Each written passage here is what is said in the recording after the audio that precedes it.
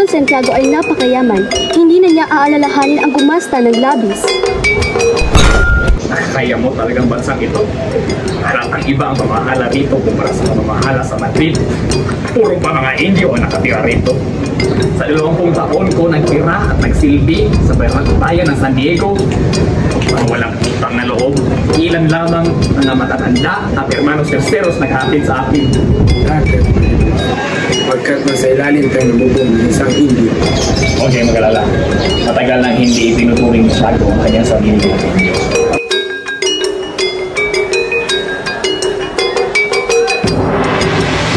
Mga Ginoo, ikinalulubos kong ipakilala ang anak ng aking nasirang kaibigan na si Don.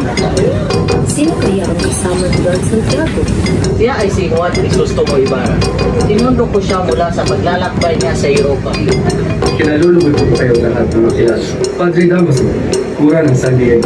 Ikinagagala ko kung makilala mo din ang kaibigan ng aking ama. Mukha ko yung kamating. Patawad, referensya.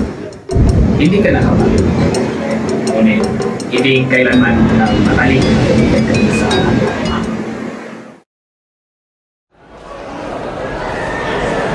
Mga binibini, kahit magaganda ang mga taga-Europa ay wala pa rin tatalo sa mga kababaihan ng ating bansa. Sus, kasinungalingan. Marahil ay dala mo rin ang tinuran mula sa ibang bansa. Mga mahal kong panauhin, halina tayo pumunta sa hapag. Handa na ang hapunan.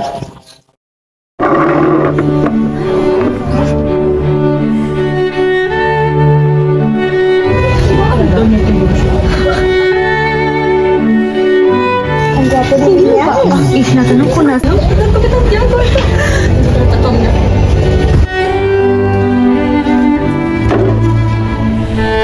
Magandang hapon sa lahat. Magandang hapon, Don Santiago.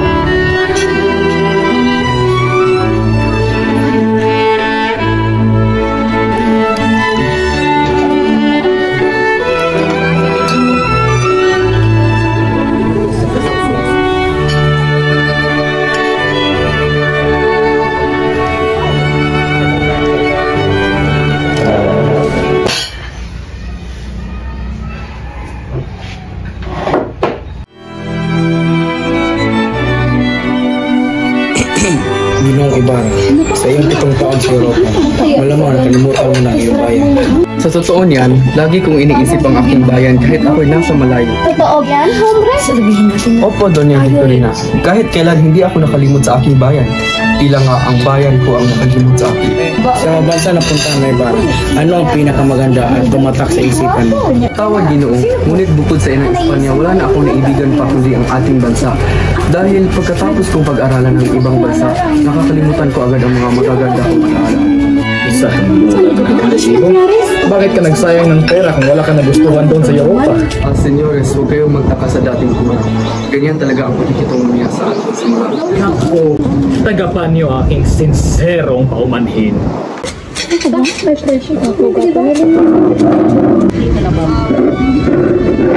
ba talaga mapapilap ko sila? Sana may hintay mo pa ang aking anak na si Maria Clara. Paumanhin aking doon, ngunit mahalaga ang aking patutungo. Muchas gracias na po ng kapitan. Kita niyo, masama talaga magpadala ng aking mga anak sa Europa dahil wala silang galang sa atin. Buenas noches, Teniente. Ano ang nais mong ipahiwati? Nata, mag-ingat ka sa mga lihim mong kaaway. Ang nangyari sa iyong ama ay dapat maging aral sa iyo. Ipagpatawad ninyo sa wari ko'y naging mahal sa inyo ang aking ama. Ngunit sa aking pagkakabatid, wala ako o kahit ang aking ama na mga lihim na kaaway. Madalas, sa sobrang kapanatagan ay nagdadala sa atin sa kapahamakan. Hanggang sa huling hininga ng iyong ama ay hindi siya makapaniwalang mayroon pala siyang natatagong mga kaaway. Minsan ay may isang artilyero na nangungulekta ng tributo sa mga mamamayan. Ang artilyerong ito ay mangmang at hindi marunong magbasa at sumulat. Ginoo, maaari mo bang basahin ito? Umalis kayo sa dinaraanan ko kung ayaw niyo ikulong sa kwartel. Talaga? Ikukulong mo kami? Basahin mo na ito. Ano ka ba? Hindi yan makakabasa kasi nasa tiyan niya ang kanyang utak. Galit ang mga tao sa kanya dahil sa kanyang kalupitan. Upang makaganti, ang ibang mga mamamayan ay binabaligtad ang kanilang sedula kapag pinipirmahan na ito ng kabesa. Maawa ka sa mga bata, Ginoong Kabesa! Huwag mo silang saktan! Huwag kang makialam dito, tanda!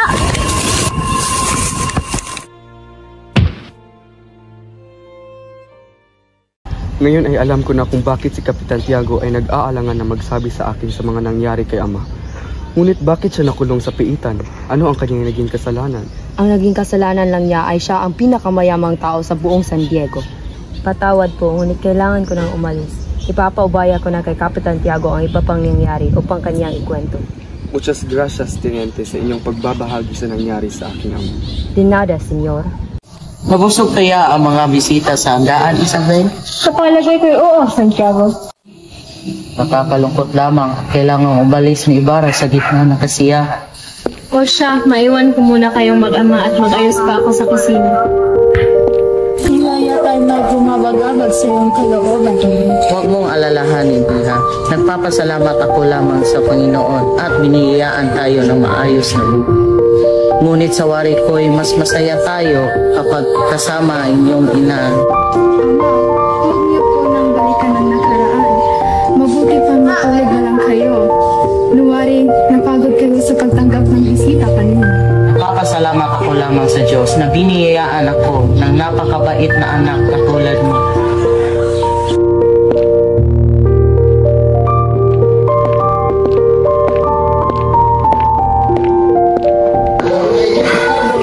Buhay lamang talaga si Tia. Ang kaligayahan ko ay paniguradong buong-buo.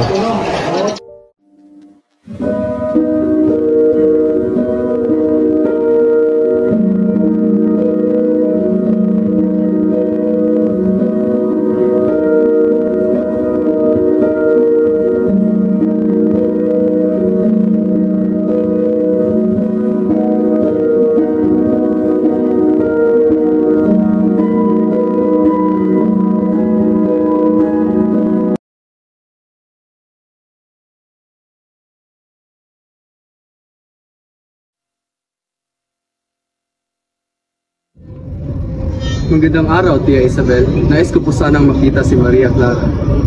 Ay, nandiyan sa loob. Halika, iho, tuloy ka.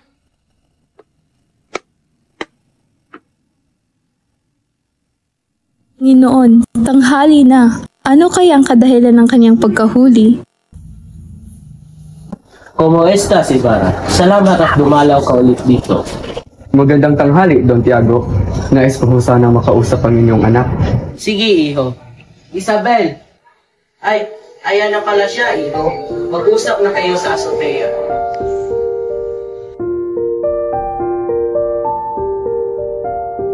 Maswerte ako na naipagsundo na ikasal tayong dalawa, Maria. Napakatamis na iyong sumbit, Crisostomo. Siguro ay marami ka nang nakuhag na kababatihan sa mga bansang kapatid. Perpekto ka na sa aking paningin. Kaya bakit pa ako hahanap ng iba? Sinungaling, hindi ako makapaniwala na isinusya mo ang iyong mga mata pagdating sa mga magagandang bilang sa iyo. Totoo ito, Maria. Ikaw lang ang aking pinaka-iniibig. Patawad aking sintang, ngunit kailangan ko nang umalis sapagkat may kailangan akong asikasuhin sa todos Lusa. Naiintindihan ko, Ibarra. Naway ligtas ang iyong paglakbay. Paalam, aking mahal.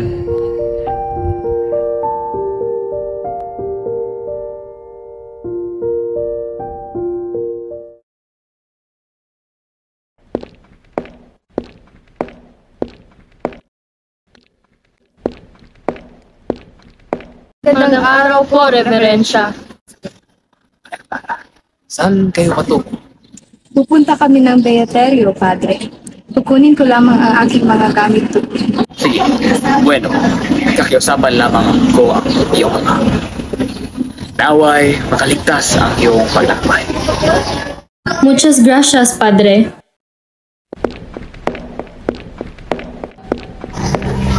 Santiago! Santiago!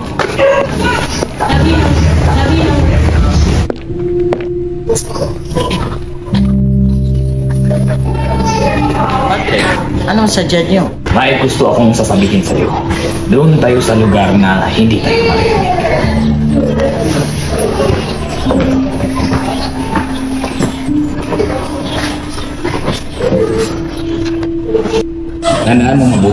sinasabi ko sa iyo, Santiago. Iniisip ko lamang ang inyong Kuho, Padre. Masusunod ang inyong kahilingan. Sige, bueno, aalis na ako.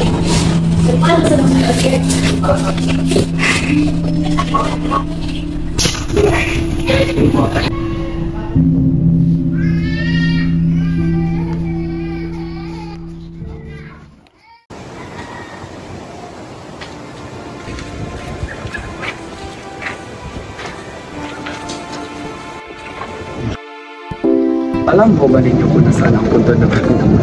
Opo, senyorito. Nilagyan ko iyon ng malaking krus upang hindi ko malilimutan.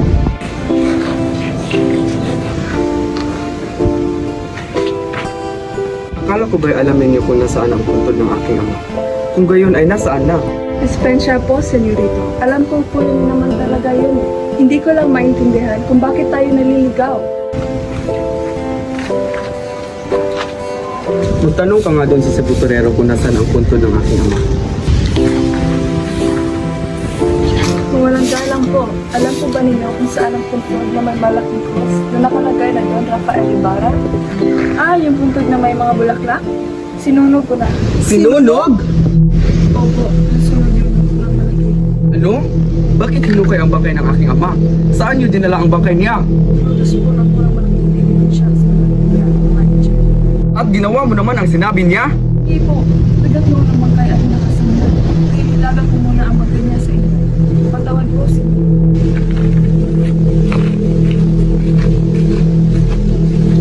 Ikaw ba ang gumawa ng kalapastangang ito sa aking ama?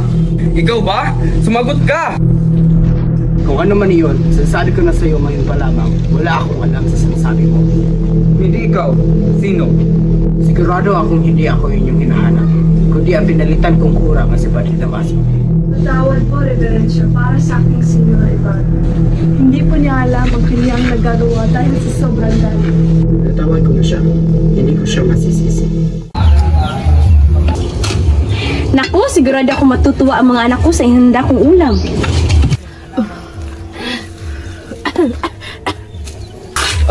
Nagugutom ako, Sisa. Aba, ang sarap ng hinain mo, ah. Makitikim nga. Pero Pedro, para sa anak natin yan.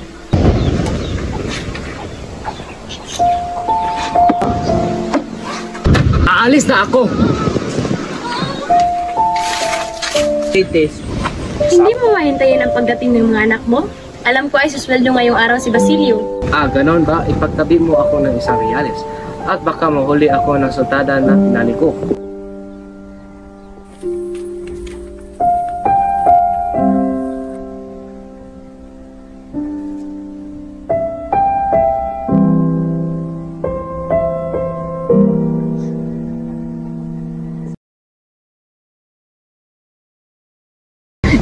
Inang! Diyos ko, Mariusip, anong nangyari sa Basilio? Huwag kayong mag-alala, Inang. Naiwan si Crispin sa kumbento. Naiwan? Salamat naman at buhay siya. Bakit kaduguan? Tumakos po ako sa kumbento at ngayon lamang ako na pinauwi na sa Cristan Mayor. Bawal na maglakad ng alas 9 kaya noon nakasalubong ko ang mga gwarda civil sa bayan ay nagtatakbo ako. Pasensya ka na anak at taulis lamang ang natira sa iyo. Naganda ako ng masarap nga ulam ngunit kinain ito lahat ng iyong ama. Pagpasensyahan mo na lamang siya. Hindi ka po ba niya sinaktan? Huwag kang mag-alala, hindi naman niya ako ginawa ng masama. Bakit daw hindi makauwi si Crispin? Pinarusahan po siya ng sa Cristan Mayor dahil nanakaw daw siya ng 2 unsa ng ginto. Hindi naman niya nanakaw talaga. Ngunit hindi daw siya pauwiin hanggang hindi niya daw iyon ibinabalik. Walang hiya talaga ang mga gwardiya sibil. Wala silang puso. Halika at gamutin natin ang iyong sugat. Mahabangin Panginoon, kawawa naman ang anak ng bunso. Hindi naman ganoong tao ang anak ko. Hayaan mo anak at kakausapin ko ang kura bukas.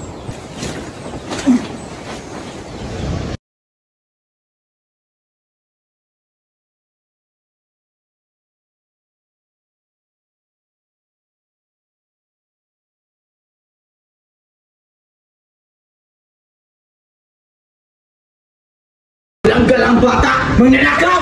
Kura! Maawa na po kayo sa akin! Huwag ka magtago, halal! Kasalanan mo yan! Ibalik mo ang ninakaw mo! Hindi po ako nagnakaw! Sa Cristan Mayor po nagnakaw! Huwag ka magbintang! Ay, kuya! Tulungan niyo po ako! Maawa na po kayo sa akin!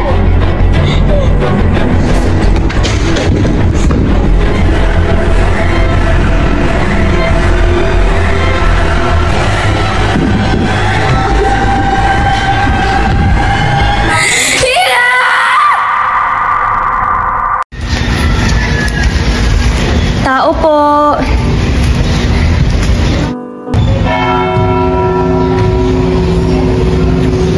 Magandang araw po. Sino kayo? Ako po si Sisa, ang ina ng sakrista na si Christine. May dala ho akong gulay para sa mga kura. Sige, ilagay mo na lang dyan.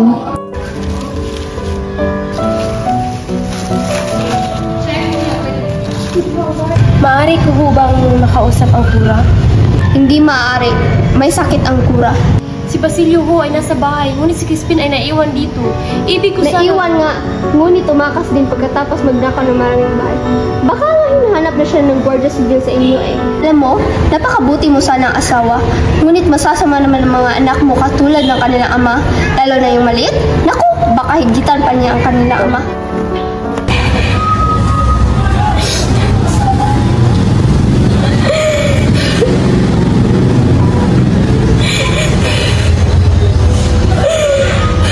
Naiintindihan? May sakit ang kura. Hala, doon kayo magulgol sa lansangan. Hindi maaari. Pakiusap po.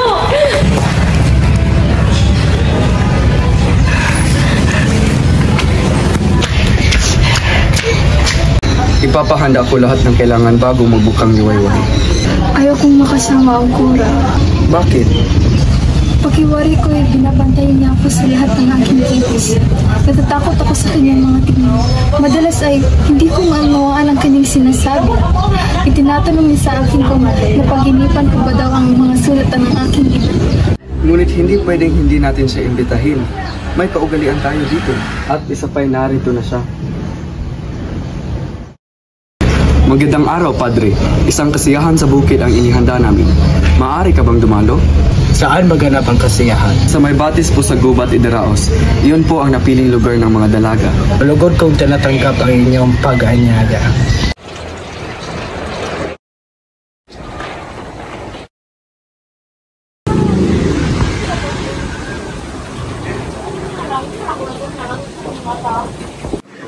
Nariyan ka palagi noon. May paglilingkod pa ako sa inyo. Nais ko pa sana humingi ng payo tungkol sa pagpapatayo ng isang paaralan. Pinangarap mo din yan. Bakit hindi ka humingi ng payo sa kura, o sa kapitan, o sa mga taong may tungkulin? Totoong makapangyarihan ang kura, subalit hindi ako lubusang naniniwala sa mapang-abusong lakas at kapangyarihan. Senyor, may gustong kumausap sa inyo sa labas. Sino siya? Hindi po siya nagpakilala, pero ang sabi niya, kilala mo daw siya. Sige, papasukin mo siya.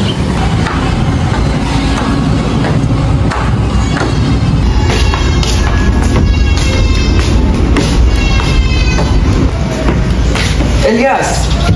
Hindi ko inakalang ikaw pala ang dadating. Halik, mag-usap tayo. Patawad, senyor, pero dapat talaga ay mag-ingat na kayo. Marami kayong lihim na kaaway. Hindi lamang ikaw ang unang nagsabi sa akin yan. Marami pa silang nagtatago sa likod ng mga nakangiting mukha at mabuting katauhan. Isa na ang taong madilaw kanina sa kanila. Upang hindi kayo mapahamak, kailangan hindi malaman ng iyong mga kaaway na kayo'y handa. Ikinalulungkot ko lang ang pagkamatay ng taong iyon kanina. Kung buhay siya ay malamang napakinabangan natin siya upang matuntun ang iba ko pang mga kaaway. Patawad, senyor. Ngunit nagkakamali kayo. Sa galit niya, kung siya'y buhay, magkitago na lamang siya mula sa baluktot nating pamahalaan. Sana ay lagi niyong bantayan ang bawat sandali. Dahil paniguradon kahahanda rin sila upang ikay mapuksa. Ako ang dapat magpasalamat dahil niligtas mo ang aking buhay. Magkikita pa ba tayo ulit? Oo naman, senyor. Kahit kailan mo naisin at kahit kailan mo kailangan. May pagkakautang pa ako sa iyo at alam kong hindi pa sapat ang aking ginagawa upang bayaran ito. Bueno, senyor. Aalis na ako. Maraming salamat po. Paalam, Elias.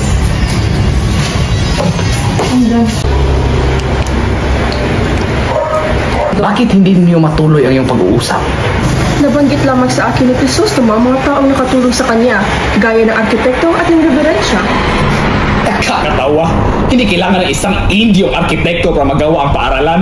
Ako lamang ang gumawa ng plano para sa timbahan. Subalit ang ipinapatayong gusali ni Ginoong Ibarra ay nangangailangan ng eksperto. Eksperto?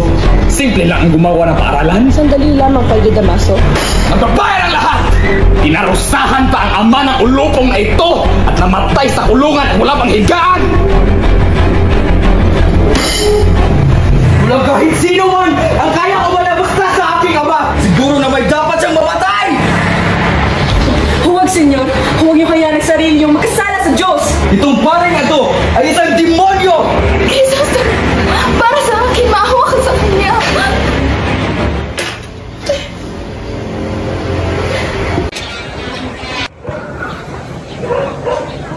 Ang papangit ng mga bahay. Talagang mga Indio lang pwedeng tumira dito. At aba, hindi mo lang mabibigay pugay sa mga mahalikang katulad natin. Hindi ka takataka puro pangungutiyang naririnig mo galing sa mga pwede ko sa kanila.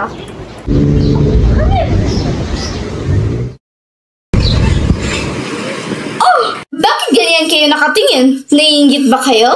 Mahal kong Miss Rosa, huwag kang mag-i-eskandalo dito. Nakakahiya. Hoy, Tiborcio!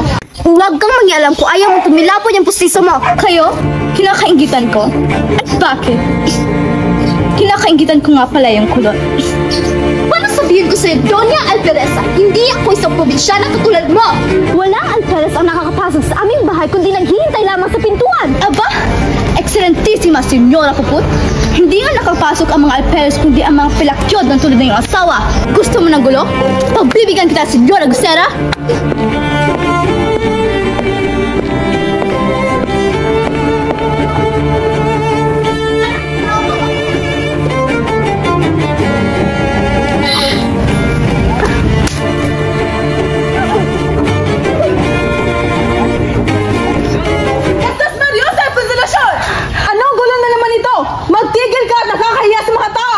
Magtigil ka, Alperez! Kung makipagsalita ka sa amin ay parang ganda ang inyong moral! Magsitigil na kayo! Pero kayong mga hayop, edukado naman! Pagsisihan nyo ito at magkakumpisal kayo. Entiendes? Si Reverencia. Gaya ni Ibarra ay nagpunta ka rin pala sa ibang bansa. Marahil ay magkaparehas kami ni Ibarra ng hilig.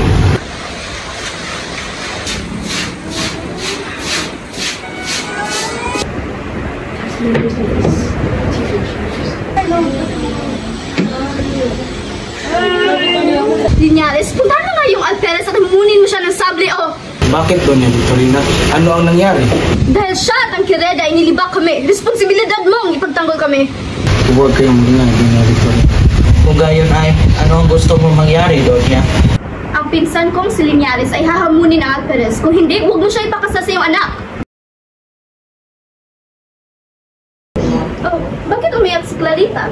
Hindi siya nasabihan sa ating pagkakasundo na hindi si Ibarra pakakasyan niya, kundi si Linares.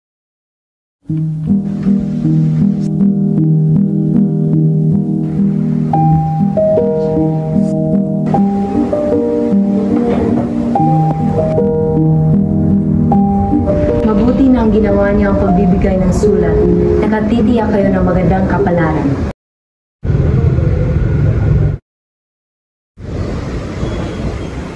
Walang galang na po.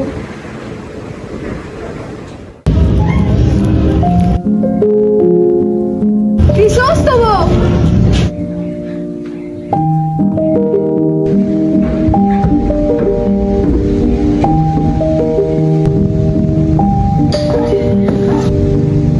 Nangako akong paliligayahin kita anuman ang aking maging kapalaran. Nagpunta ako rito upang itupad ang pangakong iyon. Ngunit ikaw hindi ka tumupad sa aking sumpaan. Tawarin sana ako at malaala ng aking natuklasan ko sa gitna ng aking karamdaman na kinikilala kong ama ay hindi tunay na. Kailangan mo ng katibayan. Ibinigay sa akin ng taong nakakabatid ang aking lihim na sinulat ng iniwan ng aking kapalit ng sulat mo nang hindi ko nalaman kung saan nila iyon gagamit. Patawad, Crisostomo. Pinagtaksilan kita. Kailangan kong magtiis at makipag-isang dibdib upang hindi maipunyag ang lihim at ang aking pagkatao. Ria, isa kang anghel. Anong ibig mong mangyari? Maliliman hindi ako. Gusto kong malaman mo na minsan lang ako umibig at hindi na ito maangkin mo. Tumakas lang ako, Maria. Hindi ako magtatagal, malalaman nila ito. Paalam, Jesus.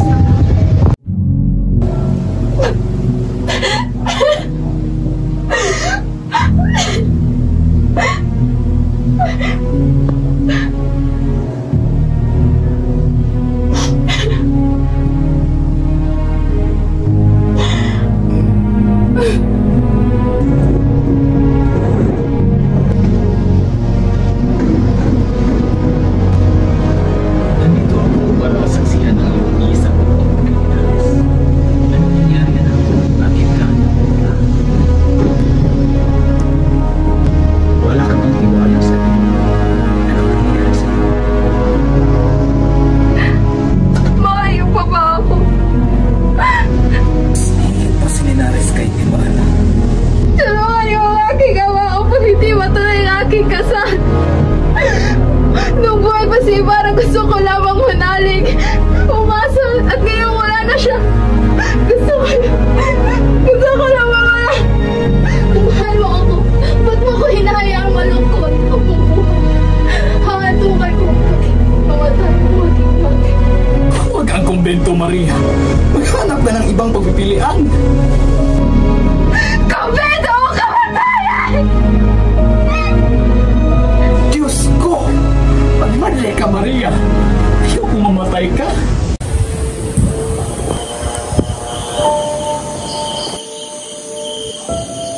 Basilio! Crispin! Nasaan na kayo? Hangin?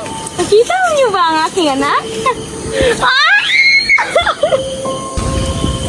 Crispin! Nasaan na kayo?